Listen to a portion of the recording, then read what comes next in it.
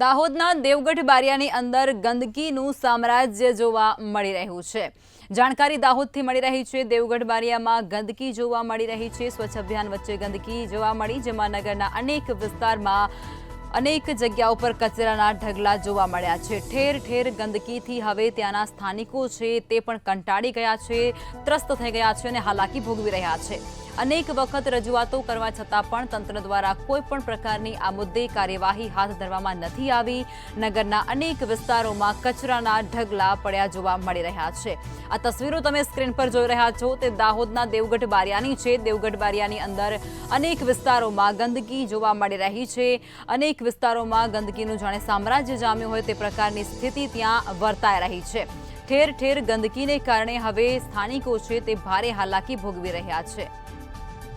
અનેક વખત સ્થાનિક લોકો દ્વારા તંત્ર સમક્ષ રજૂઆતો કરવામાં આવી છે અને છતાં પણ તંત્ર દ્વારા કોઈ પણ પગલાં લેવામાં નથી આવ્યા।